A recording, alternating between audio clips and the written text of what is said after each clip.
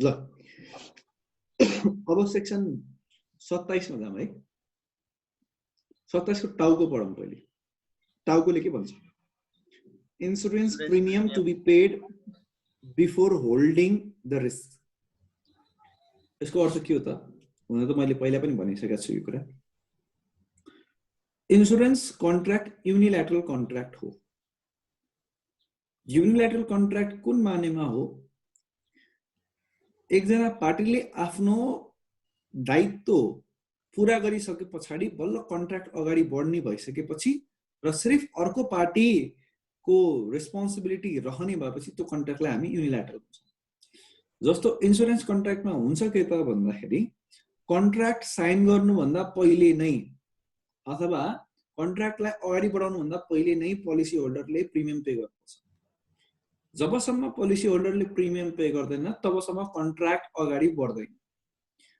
र कन्ट्र्याक्ट अगाडि बढ्ने दिन भनेकै इन्स्योर्डले प्रिमियम पे गर्ने दिन हो। र जब इन्स्योर्डले प्रिमियम पे गर्छ अनि मात्रै अर्को 1 वर्षको लागि जिम्मेवारी रिस्क लिने जिम्मेवारी इन्स्योरेन्स कम्पनीको हुन्छ।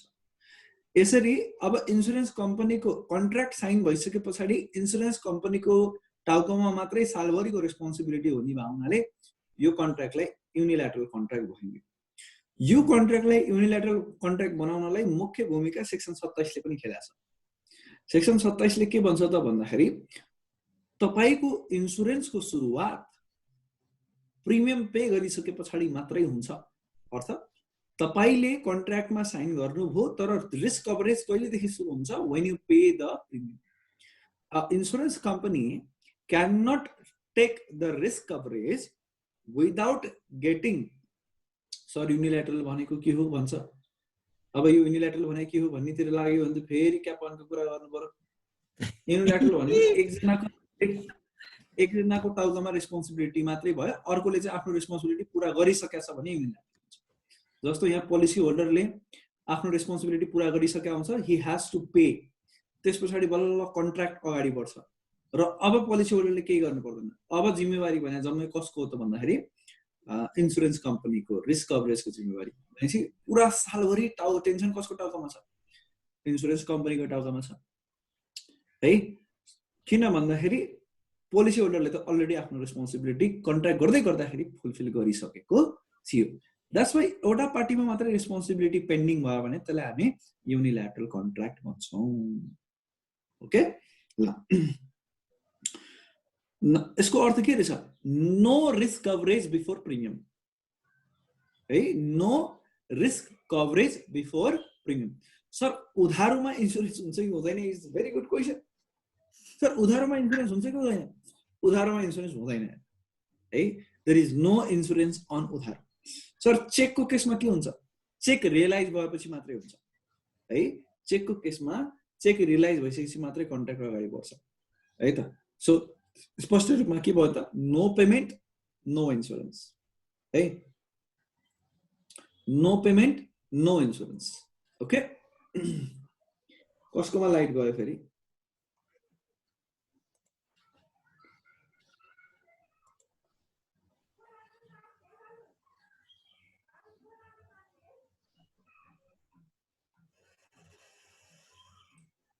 No payment no insurance. झलककोमा लाइट गएको छैन त है। झलककोमा लाइट नगएपछि हामी ढुक्क भयौँ। वी आर इन्स्योर्ड है त। हाम्रो भिडियो सेफ एन्ड साउन्ड छ। अब इन्स्योरेन्स गरिदिनु पर्छ राम्रो। ओके सो नाउ यहाँ लेख तिमीले नो रिस्क बिफोर प्रिमियम भन्छ हैन। मैले के भन्छु त भन्दाखेरि त्यही कुरा first thing is premium pay premium and then your risk will start अथवा रिस्क एस्योरेन्स विल स्टार्ट है त। ओके पहिला नो रिस्क बिफोर प्रिमियम भन्दा no risk bearing before premium लेखौँ हैन यसलाई है। नो रिस्क कभरेज भनौँ न। No risk coverage before premium भने हुन्छ। नाउ अगाडि लेखेको कुरा अब त्यही कुरालाई यहाँ अलिकति लेखेको छ। No insurer shall hold the insurance risk of any category of insurance business। के भन्यो? No insurer shall hold the insurance risk of any category of insurance business। त्यो भनेको के त? कुनै पनि इन्स्योररले रिस्क कभरेज सुरु गर्न हुँदैन of any kind of business, चाहे त्यो लाइफ होस् चाहे त्यो नन लाइफ होस् भनौँ, until अब यहाँ चाहिँ शर्त लेखेको छ until it receives the premium of insurance to be obtained by it, उसले प्राप्त गर्नुपर्ने प्रिमियम नलिएसम्म रिस्क कभरेज अगाडि बढाउन हुँदैन है, यो कानुनले भन्यो है त। अब त्यस पछाडि चाहिँ फर्दर यसले के लेखेको छ, it shall be deemed that, यो मानिने छ कि insurer has undertaken insurance business only after receiving the insurance premium by it for holding the risks है, यो जहिले पनि मानिन्छ भन्छ। हुन त यो नलेखा भए पनि हामीले बुझिसकेका थियौं कि के गर्ने त के ख्याल गर्ने भन्दाखेरि यदि ल रिस्क कभरेज सुरु गरिहाल्यो भने पनि के मानिन्छ भन्दा इन्सुरेन्स कम्पनीले प्रिमियम प्राप्त गरिसकेको छ भन्ने मानिन्छ भनेर यसले लेख्यो। तर यो लेख्न आवश्यकै थिएन है, माथिकै सेन्टेन्सले के भनेको छ त, first there should be payment and then only there can be the risk coverage starting है। तर यो तलको लेखेको पोइन्टले चाहिँ एउटा पोइन्टलाई चाहिँ सहयोग गर्छ, त्यो पोइन्ट हो सेक्सन 27 को प्रोभिजो। सेक्सन 27 को प्रोभिजोले के भन्छ, कुनै विशेष परिस्थितिमा यदि पोलिसी होल्डरले पेमेन्ट गर्न सकेन भने, ख्याल गर्ने, विशेष परिस्थितिमा पोलिसी होल्डरले पेमेन्ट गर्न सकेन, क्याश पेमेन्ट गर्न सकेन या ब्याङ्किङ पेमेन्ट गर्न सकेन भने त्यस्तो अवस्थामा उसँग अर्को एउटा अप्सन छ, त्यो अप्सन हो ग्यारेन्टीको है। उसले ब्याङ्कको या गभर्नमेन्टको, गभर्नमेन्टले चाहिँ अब जथाभावी जुनसुकै व्यक्तिलाई ग्यारेन्टी दिँदैन, गभर्नमेन्टले आफ्नो गभर्नमेन्ट एन्टिटीलाई मात्रै ग्यारेन्टी दिन्छ। सो कानुनले त दुइटै कभर गर्नु पर्यो, त्यही भएर के भन्छ, त्यो व्यक्ति डिपेन्ड गर्छ त्यो व्यक्तिको हो है, त्यो व्यक्तिले ब्याङ्कको वा सरकारको ग्यारेन्टी लियो भने त्यस्तो अवस्थामा त्यो ग्यारेन्टी सबमिट गरेर तिम्रो इन्सुरेन्स कभरेज अगाडि बढ्न सक्छ। यसको अर्थ यसरी हुन त सजिलो छ, तर यसलाई इलाबोरेटिभ फर्ममा त ग्यारेन्टी ब्याङ्कले ग्यारेन्टी दिन्छ, तिमीलाई त नदेला मलाई नदेला हैन, तर जस्तो ठुल्ठुलो कर्पोरेट हाउसलाई त दिन्छ नि त है। ओके, ब्याङ्कका पनि त क्लाइन्ट छन् के अरे, ठुला ठुला कर्पोरेट हाउसहरू हैन, अनि त्यस पछाडि थुप्रै पैसा चाहिँ डिपोजिटको रूपमा राख्ने इन्भेस्ट गर्ने व्यक्तिहरू, त्यस्ता व्यक्तिहरू भने राम्रा क्लाइन्ट हुन् ब्याङ्कका। अनि ब्याङ्कले जब त्यो क्लाइन्टलाई ट्रस्ट गर्छ उसको लागि त ग्यारेन्टी दिन के गाह्रो है। ओके ल, अब कुरा गरौँ यसको ब्याकड्रपको कुरा गरौँ, पछाडि के भइरहेछ त। सो यहाँ के हुन्छ त भन्दाखेरि इन्सुरेन्स कम्पनी जुन छ, इन्सुरेन्स कम्पनीले पैसा नलिकन रिस्क कभरेज सुरु गर्न मिल्दैन, एउटा कुरा त यो कुरा बुझिराख्ने। अर्को कुरो, पोलिसी होल्डर जुन छ, पोलिसी होल्डरले एक दिनको लागि पनि रिस्क कभरेज नभए भने त्यसलाई रिस्की हुन्छ भनेर सोचिरहेको हुन्छ। जस्तो मेरो पछिल्लो सालको रिस्क कभरेज आजको दिनमा सकियो भने म आजकै दिनदेखि अर्को इन्सुरेन्स सुरु गर्न चाहन्छु।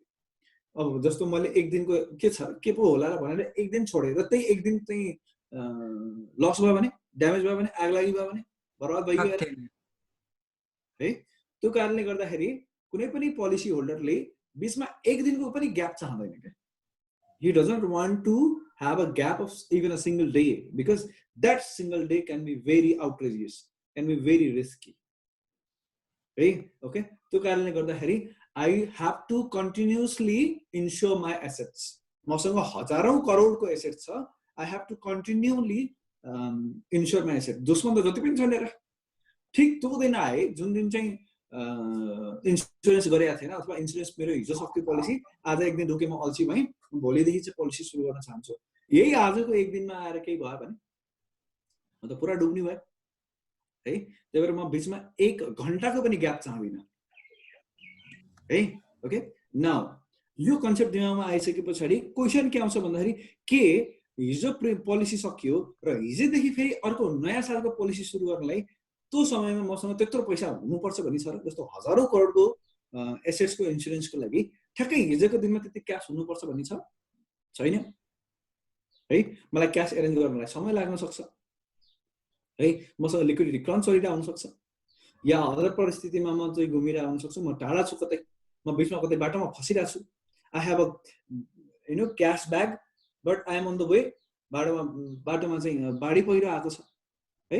सो यस्ता विशेष परिस्थितिमा के हुन्छ त भन्दाखेरि इन्स्योरेन्स कम्पनीले ल ठिकै छ तपाईले पेमेन्ट गर्न नसके पनि give me the bank guarantee, तपाईले यति दिनभित्र 15 दिनभित्र या 1 हप्ताभित्र पेमेन्ट गर्नुहुन्छ भन्ने कुराको ब्याङ्कले मलाई ग्यारेन्टी दिनु पर्यो भनेर भनिसकेपछि त्यो व्यक्तिले आफ्नो ब्याङ्कलाई फोन गर्छ हैन, अनि ब्याङ्कले के भन्छ ल ठिक छ म ग्यारेन्टी लेटर लेखेर दिन्छु भन्छ, किनभने ब्याङ्क ट्रस्ट यु। ओके न ब्याङ्कले एउटा ग्यारेन्टी लेटर लेखेर दियो कि उहाँले 7 दिनभित्र पेमेन्ट गर्नुहुन्छ, गर्नु भएन भने त्यो म पे गर्छु भनेर ब्याङ्कले लेटर लेखेर दियो है।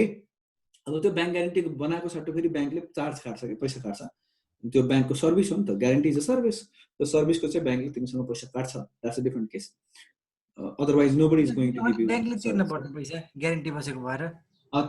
ग्यारेन्टी गरिसके पछाडि तिमीले पेमेन्ट गरेर टाइममा भने टाइमली पेमेन्ट नगरिसकेपछि ग्यारेन्टरले दिनु पर्यो नि त, सियोरिटीले दिनुपर्छ नि त, अनि सियोरिटीले फेरि तिमीसँग पैसा माग्छ पछिबाट है। मान्छे भाइ ब्याङ्कले फेरि जथाभावी जोसुकैलाई किन ग्यारेन्टी दिन्छ होला त नि, ब्याङ्कले भिन्न चौधरीलाई पो ग्यारेन्टी दिन्छ त, प्रवेश पोखरेललाई त ग्यारेन्टी दिँदैन है। त्यो कारणले गर्दाखेरि ब्याङ्क ग्यारेन्टी लिने है, अथवा सरकारी संस्थाहरूको केसमा चाहिँ सरकारले चाहिँ ग्यारेन्टी दिन सक्छ, अथवा ठुलो अरू कम्पनीहरूको केसमा सरकारले चाहिँ ग्यारेन्टी, सिए हो सर दिन्छ नि ग्यारेन्टी, ल ठिक छ तिमीले यति भन्यौ धेरै धन्यवाद मलाई पनि ग्यारेन्टी दियो भने म पनि लिउँला है। सर सिएहरूले प्रोफेसनल लोन दिन्छ अरे नि हो र? लोन एकदम थोरै लोन हो त, 10-15 लाख रुपियाँ मात्र दिन्छ त, नट अ बिग डिल है, एकदम राम्रो लोन दिँदैन त्यसले, 10-15 लाख रुपियाँ लोनले के पो हुन्छ र के पनि हुँदैन सर। 10-15 लाख थोरै हो। अब जिरोसँग कम्पेयर गर्यो भने त इन्फाइनाइट हो हेर। अब त्यसलाई थोरै भने कि धेरै भने इन्फाइनाइट इज भेरी बिग हैन। अनि त्यस पछाडि चाहिँ तिमी सिए बनिसके पछाडि तिमीले जे गर्न चाहन्छौ आजभोलि 15 लाख रुपियाँमा केही पनि हुँदैन हैन, एउटा स्केलको बिजनेस गर्नलाई केही पनि हुँदैन, त्यो प्रोफेसनल लोन हो, तिमीले अफिस सेटअप गर्नलाई चाहिँ काम लाग्छ, अफिस सेटअप गर्नलाई 1-2 महिना भाडा साडा तिर्नलाई चाहिँ काम लाग्छ, त्योभन्दा बेसी त के काम लाग्छ र सरको लागि हैन, यु अल्सो तिमीहरूको लागि पनि after you become chartered accountant it will be के गर्ने भन्ने कुरामा डिपेन्ड गर्छ नि त। फेरि 15 लाख रुपियाँ लिएर तिमीले के गर्ने त्यसमा डिपेन्ड गर्छ, थोरै हो कि धेरै हो है। Okay if you want to set up an office maybe 15 lakh रुपियाँ विल बी ओके है। If you want to start a manufacturing business 15 lakh is nothing, and if you want to start a insurance business then 15 lakh is just the setup cost, registration cost. 15 lakh setup joke हो sir, joke. Okay 15 lakh एउटा registration cost हुन्छ, त्यसबाट depend गर्छ what you are want to. पानी पुरीको पसल खोल्ने भए बिल्कुलै पर्फेक्ट हो, चाय पसल पानी पुरी पसल है। ओके न so I hope you understand this right. पैसा तिर्न एकदम जरुरी छ, सेक्सन 27 लाई एकचोटि पढ है।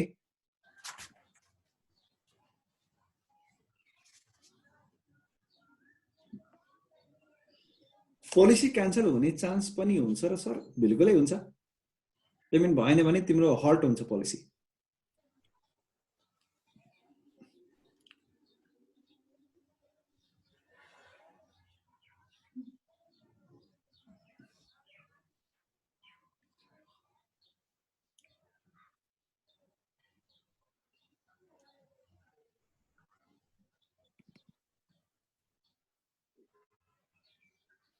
सर मैले इन्सुरेन्स कन्ट्र्याक्ट चाहिँ साइन गरेँ हैन, अनि फर्स्ट प्रिमियम दिन जाँदैछु कि म,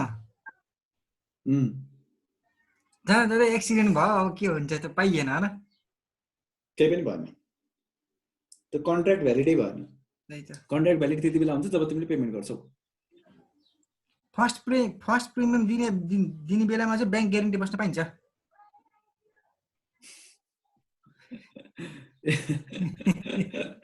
सुरुमै ब्याङ्क ग्यारेन्टी दिन थाल्यो भने त इन्सुरेन्स कम्पनीले बताउनु पर्यो नि त तिमीलाई, इन्सुरेन्स कम्पनीले कन्ट्र्याक्ट साइन गर्नु पर्दैन र, तिमीले मात्र साइन गर्ने होइन नि त, कन्ट्र्याक्ट इन्सुरेन्स दुईटा पार्टीको पो कन्ट्र्याक्ट हुन्छ त, तिमीले साइन गरेर हुँदैन, इन्सुरेन्स कम्पनीले पनि साइन गर्नु पर्यो, पहिले तिमीले साइन गर्छौ, तिमीले पेमेन्ट गर्छौ, अनि बल्ल इन्सुरेन्स कम्पनीले साइन गर्छ, अनि पो कन्ट्र्याक्ट हुन्छ, तिमीले साइन गरेर कन्ट्र्याक्ट हुँदैन नि। both the party have to sign the contract. Okay? You first sign it, you fill up the form, you pay the payment, make the payment, and then insurance company will sign the contract, and then you will be bound by the contract. Hey, process to त्यही हो. Okay?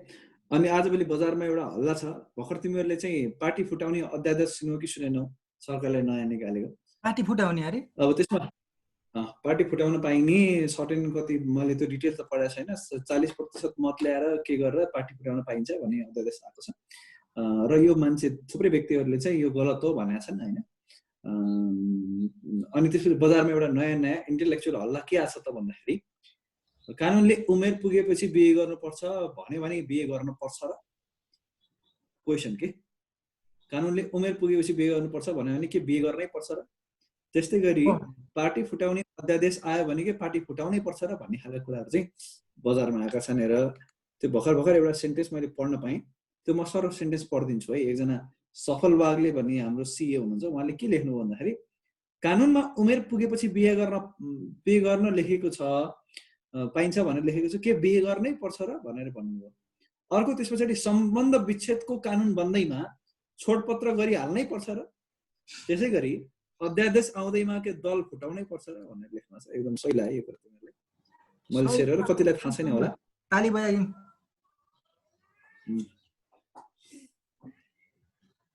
40% parliament member or central अफिसले चाहिँ आशिषले लेखे. आशिष स्पष्ट भएन के लेख्न खोजेको. 40% पार्लियामेन्टको member or central office मतलब पार्टी केन्द्र कार्यालयका व्यक्तिहरूले या पार्लियामेन्ट मेम्बरले कसले भनेपछि पार्टी फुटाउन पाइन्छ त्यो भन्न खोजे हो. त्यो त मेरो विचारमा चाहिँ पार्टी केन्द्र कार्यालयहरूले के अरे पार्टी केन्द्रका मेम्बरहरूले चाहिँ 40% भोट गर्यो भने फुटाउन पाइन्छ होला. पार्लियामेन्टसँग त त्यसको कुनै सम्बन्ध नहुनु पर्ने हो जस्तो लाग्छ मलाई. आई डोन्ट नो, मैले पढाएको छैन त्यो कुरा. लजिकली चाहिँ पार्टीका मेम्बरहरू हुनु पर्यो. ल ओके देन हामीले चाहिँ कडा कुरा चाहिँ सकायौँ र लगभग है.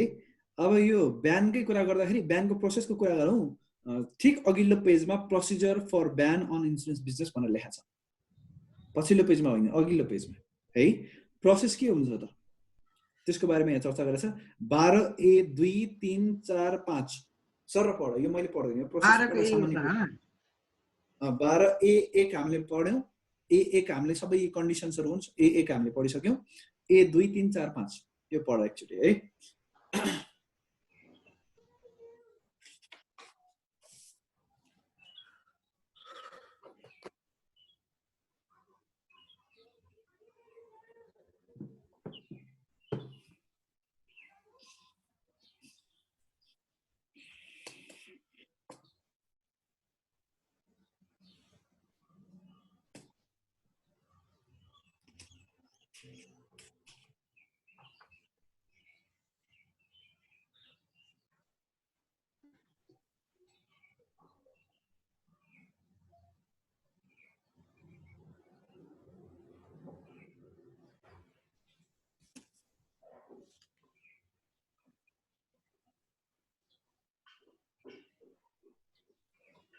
भयो सर. ठिक छ. यसलाई फुर्सदको समयमा अझ डिटेलमा आफैले पढ्ने त्यहाँतिर लागिन म. आजको हाम्रो मुख्य टार्गेट सेक्सन 13 र सेक्सन 16 त्यतातिर हो है सर. यहाँ एउटा यो छ नि 12 को 4 मा यो ब्यान भएको समयमा चाहिँ के अरे पेमेन्ट गर्न चाहिँ पाइने तर प्रिमियम लिने चाहिँ नपाइने हो. यस्तो छ जस्तो ड्युरिङ द्याट पिरियड जस्तो ब्यान के हुन्छ भन्दाखेरि जबसम्म तिमीले आफ्नै कर्तुतहरू सुधार्दैनौ तबसम्म ब्यान हुने हो है. एकाउन्ट मेन्टेन भएको छैन भने जबसम्म फेयरली एकाउन्ट मेन्टेन हुँदैन तबसम्म ब्यान हुन्छ राइट. अब यो ब्यान भएको अवधिभित्र तिमीले बिजनेस लिन पाउँदैनौ. द्याट मिन्स तिमीले नयाँ पोलिसी इस्यु गर्न पाउँदैनौ, प्रिमियम पनि लिन पाउँदैनौ. ओके. तर जुन पोलिसीको लागि तिमीले अलरेडी प्रिमियम लिइसकेका छौ त्यसको अगेन्स्टमा कुनै लस क्लेम आयो भने यो पिरियडमा कसैको एक्सिडेन्ट भयो केही भयो भने अब त्यस्तो केसमा चाहिँ पेमेन्ट चाहिँ गर्नु पर्यो राइट. किन भन्दा तिमीले अलरेडी प्रिमियम लिइसकेका छौ. यो पिरियडमा रिस्क कभरेज चाहिँ भइरहन्छ. नयाँ पोलिसी मात्र इस्यु नगर्ने है त. नयाँ पोलिसी हामी इस्यु गर्दैनौँ, नयाँ प्रिमियम हामी लिँदैनौँ, तर अलरेडी लिइसकेको प्रिमियमको लायबिलिटी त छ नि त. त्यो लायबिलिटी चाहिँ यो पिरियडमा रहिरहन्छ. कसैलाई लस भयो भने you have to pay the loss. Okay, sir यो त्यसलाई चाहिँ कुनै इम्प्याक्ट एक्जिस्टिङ पोलिसीमा हैन प्रिमियम तिर्न आयो भने प्रिमियम लिन पाइन्छ कि नै फेरि लाइबिलिटी दिन त पाइँदैन। पर्यो लाइबिलिटीमा त दिन पर्यो तर प्रिमियम लिन चाहिँ पाइएन एक्जिस्टिङ पोलिसी भए पनि नयाँ प्रिमियम लिन पाइँदैन, नयाँ प्रिमियम बिल्कुलै लिन पाइँदैन। नयाँ नै के जस्तै सर मैले पहिलो सुरुमा लिइसकेको पोलिसी छ हैन पोलिसी त्यही त, पोलिसी नयाँ पोलिसी पनि लिन पाइएन, नयाँ प्रिमियम पनि लिन पाइएन। त्यसको अर्थ के हो, पुरानो पोलिसीको नयाँ प्रिमियम लिन पाइएन अनि नयाँ पोलिसी लिन पाइएन। बुझ्यो है भनेपछि पोलिसी प्रिमियम लिनै पाइएन, यसरी बुझौँ। कुनै पनि हालतमा पुरानो होस् या नयाँ होस् प्रिमियम लिन पाइएन। ल now section 13 cancellation of registration. यो भने रजिस्ट्रेसन भएको थियो तर क्यान्सल गरिदियो, त्यो भने बिजनेस नै होल कम्पनी नै क्लोज है, कम्पनी नै क्लोज गर्ने सिचुएसन्सहरु हेर। ओके, कम्पनी क्लोज गर्ने बडा कठोर निर्णय हो यो, यतिकै हुँदैन हैन। कुनै परिस्थितिहरु चाहिँ हामीले 6 वटा परिस्थितिहरु लेखेका छ, 6 वटा सर्कमस्टेन्सेसहरु हेर्ने र त्यो सर्कमस्टेन्सेस हेरिसकेपछि कतिको क्रिटिकल छ त सिचुएसन त्यो हेरेर बल्ल बोर्डले निर्णय गर्ने कुरा हो। बोर्डले त्यति इजिली चाहिँ यस्तो भयो तपाईले चाहिँ फलो गर्नु भयो नि यो सेक्सन बन्द गर्नु, यस्तो हुँदैन। तिमीलाई अपर्चुनिटी अफ बिङ हर्ड दिन्छ अनि त्यसपछि चाहिँ सकेसम्म बन्द नगराउनेतिर चाहिँ गइन्छ। अति नै भयो भने बल्ल बन्द गर्ने हो। बन्द इजिली लेखा छ बन्द गर्दिम भन्ने त्यस्तो हुँदैन है। बन्द नगर्ने कोसिस हुन्छ। अति नै भयो भने बिल्कुलै पोलिसी होल्डरको इन्ट्रेस्टमै भएन, त्यसको कुरा एकदम खराब व्यक्तिहरूले मात्रै सञ्चालन गरिरहेछन् भने त्यस्तो अवस्थामा बल्ल संस्था बन्द गराउने निर्देश चाहिँ के अरे इन्स्योरेन्स बोर्डले दिन्छ। र इन्स्योरेन्स बोर्डले कुन कुन परिस्थितिमा चाहिँ त्यो निर्देश दिन सक्छ भन्ने कुरा सेक्सन 13 मा लेखेको छ। क्यान्सलेसन पछाडि अर्को स्टेप हुन्छ liquidation of the company. Liquidation भइसके पछाडि पोलिसी होल्डरहरूले जे जति पाउनु पर्ने हो प्रोपोर्सनेट बेसिसमा पाउँछन् बिचराले, क्रेडिटरहरूले त्यही बेसिसमा पाउँछन्। So will go into that latter part है। द फर्स्ट पार्ट इज परिस्थिति in which cases it can be cancel. After cancellation it can go for the liquidation. दुईटा कुरा हुन्छ यहाँ। क्यान्सलेसन पछाडि रि रजिस्ट्रेसन कुरा पनि हुन सक्छ, क्यान्सलेसन पछाडि बिजनेसलाई बन्द गरिदिने भन्ने हिसाबले लिक्विडेसन पनि हुन सक्छ। So cancellation can lead to two things. One, you go for the liquidation. Another, you can go for the reapplication of the registration. Okay. So normally चाहिँ liquidation part मा चाहिँ हामी जान्छौँ है त। ल सेक्सन 13 मा चाहिँ सर्कमस्टेन्सेस जुन लेखेको छ त्यो सेक्सन 13 का सर्कमस्टेन्सेसहरु पढौँ। Okay, circumstances for cancellation of registration certificate. Now, what are the circumstances for the cancellation of registration certificate? A, if the insurance business is not started within 6 months from the date of obtaining the certificate. Registration certificate आएको 6 महिनासम्म पनि insurance business सुरु भएको छैन भने cancel हुन्छ। त्यो registration सर्टिफिकेटको केही काम छैन। बिजनेस सुरु नगर्ने, रेजिस्ट्रेसन मात्र लिएर राखेर फाइदा छैन। यो तिमीहरूले ख्याल गर्नु। यो यहाँ मात्र छैन, यो पार्टनरशिपमा पनि पढेछ हामीले हैन, कम्पनीजमा पनि यही कुरा छ। Everywhere it is there. This is very common provision. यसको अर्थ के हो त, रजिस्ट्रेसन गरेपछि चाहिँ बिजनेस सुरु गरिहाल्नु पर्छ। ओके, रजिस्ट्रेसन गर्ने तर बिजनेस सुरु नगर्ने यस्तो गर्न पाइँदैन। किन? तिमी रजिस्ट्रेसन गर्दा तिमीले नम्बर अफ इन्स्योरेन्स कम्पनी बढायौ।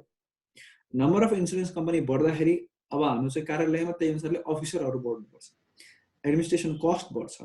तर त्यहाँबाट इन्स्योरेन्स बिजनेसबाट कुनै पैसै आएन, रेभेन्यू नै आएन भने त्यो बस रजिस्ट्रेसन गरेर राखेको संस्थाको कुनै काम छैन। त्यसले बस सरकारको एडमिनिस्ट्रेसन कस्टलाई मात्रै बढाइदिन्छ। त्यो कारणले गर्दाखेरि राज्यले के चाहन्छ भन्दाखेरि you should start earning, you should start paying revenue to the government. Otherwise just establishing a new artificial person will not help government to develop or generate revenue है। त्यसरी आइडियल रूपमा चाहिँ कुनै पनि संस्थालाई राख्न हुँदैन है। Okay, now come to B. If it is felt that liability of insurer exceeds its assets within Nepal, है, नेपाल भित्र जुन इन्स्योरेन्स कम्पनी छ त्यसको कुरा आएर चाहिँ नेपाल भित्रको जुन इन्स्योरेन्स कम्पनी छ त्यो इन्स्योरेन्स कम्पनीको एसेट्स उसको लायबिलिटी भन्दा कम भयो भने इन्सल्भेन्ट भयो। जब इन्सल्भेन्ट हुन्छ अभियसली उसको रेजिस्ट्रेसन के हुन्छ, क्यान्सल हुन्छ है। So the company should not be insolvent. यो बी नम्बर। यो दुईटा हामीले पढिसकेको छ, मैले पहिला पनि पढेको थियौँ। अब now C number. C C नम्बरको कुरो कमालको छ। सी नम्बरको कुरो के छ त, कोर्टको आदेश नमाने भने, कोर्टको आदेश मानिएन भने कोर्टको के आदेश त भन्दाखेरि पोलिसी होल्डरलाई क्लेम पे गर्ने आदेश है। जस्तो डिस्प्युट भयो, डिस्प्युट भएपछि सबभन्दा पहिले हामी बोर्डमा जान्छौँ, बोर्डको कुरा पनि अब त्यस्तै भयो भने हामी कोर्टमा जान्छौँ। कोर्टले दिएको आदेश इन्सुरेन्स कम्पनीले मानेन भने, मान्नलाई 3 महिनाको समय दिएको छ पेमेन्ट गर्ने आदेश, मानेन भने कोर्टकै आदेश नमानेपछि त्यो इन्सुरेन्स कम्पनीको काम छैन भनेर त्यो कम्पनीलाई बन्द गराउनलाई अर्डर दिन सकिन्छ, उसको रेजिस्ट्रेसन क्यान्सल गर्न सकिन्छ। त्यही भएर कोर्टले दिएको आदेशलाई बलियो बनाउने, मजबुत बनाउने त्यो प्रोसेसलाई चाहिँ यो सेक्सनले चाहिँ एड गरेको छ है। If you do not do that your registration will be cancelled. Now, this is C number point. अनि D number point के छ त भन्दाखेरि घाटी 200 भयो। D number point के छ त, कुनै फरेन इन्सुरेन्स कम्पनीको नेपालमा ब्रान्च छ भने फरेन इन्सुरेन्स कम्पनीले विदेशमा जस्तो फ्यासिलिटिजहरु मेन्टेन गरेको छ ठीक त्यस्तै फ्यासिलिटिजहरु नेपालमा पनि अवेलेबल हुनुपर्छ। यो सिर्फ इन्सुरेन्स कम्पनीको लागि होइन, सबै फरेन कम्पनी जो नेपालमा इस्टाब्लिश हुन्छ उनीहरुको लागि यो कुरा लागू हुन्छ। विदेशमा जस्तो खालको फ्यासिलिटिज, जस्तो खालको इन्फ्रास्ट्रक्चर उनीहरुले इस्टाब्लिश गरेका छन् आफ्नो अफिसको लागि, नेपालमा पनि त्यस्तै खालको इन्फ्रास्ट्रक्चर, सिमिलर इन्फ्रास्ट्रक्चर नेपालमा हुनुपर्छ, सिमिलर फ्यासिलिटिज नेपालमा हुनुपर्छ। त्यही भएर हेर्नु, विदेशी लगानी भएका नेपाली कम्पनीहरु जति पनि छन् उनीहरुको स्ट्यान्डर्डै फरक हुन्छ। एन्सेलको कुरा गर्ने नि एन्सेलको अफिस बिल्कुलै डिफरेन्ट नेचरको छ है। So why, because they are trying to maintain that international standard है। त्यस्तै गरी इन्सुरेन्स कम्पनीलाई पनि यो कुरा लागू हुन्छ, त्यस्तै खालको स्ट्यान्डर्ड चाहिँ नेपालमा मेन्टेन हुनुपर्छ। मेन्टेन भएको छैन भने नेपाललाई, नेपाली जनतालाई हेपेको जस्तो भयो, यहाँका कर्मचारीलाई हेपेको जस्तो भयो। सो त्यस्तो केसमा चाहिँ फेरि रेजिस्ट्रेसन क्यान्सल गर्न सकिन्छ। यो हाम्रो चाहिँ सार्वभौमिकता भनौँ या हाम्रो चाहिँ इगो भनौँ, एउटा त्यो इगोले गर्दाखेरि चाहिँ बन्द गराउन सकियो है। नेपालमा कतिवटा छ इन्टरनेशनल बिजनेसहरु, के बाहिरको अर्गनाइजेसन, के कम्पनीहरु नेपालमा कतिवटा बाहिर, कतिवटा भन्ने त एक्ज्याक्टली कसरी थाहा हुन्छ ल मलाई? ठुल्ठुलो के ठुल्ठुलो अलि गर्ने मान्ने।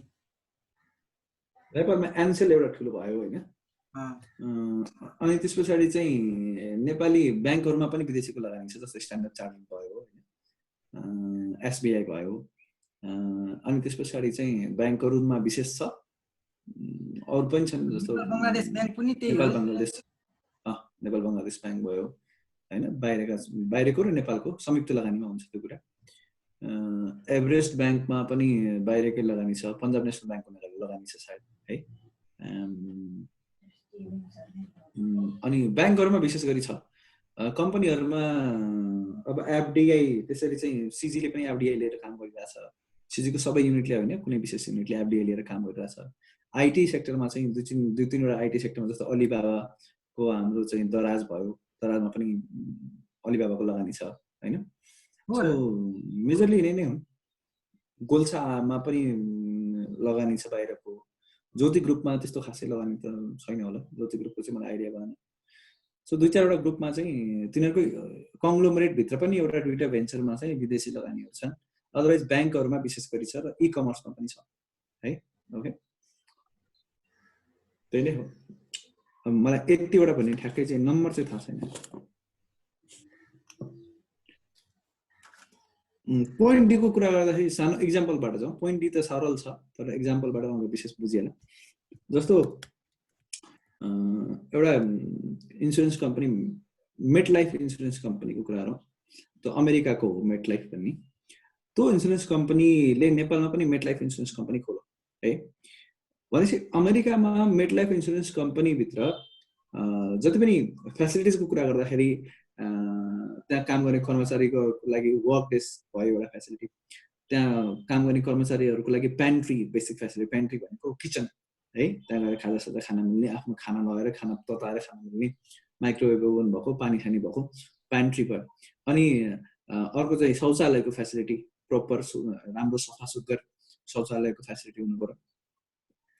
अनि त्यस पछाडि चाहिँ काम गर्नको लागि रोबस्ट टेक्नोलोजी युज हुनु पर्यो, सिक्योर्ड सिस्टम युज हुनु पर्यो।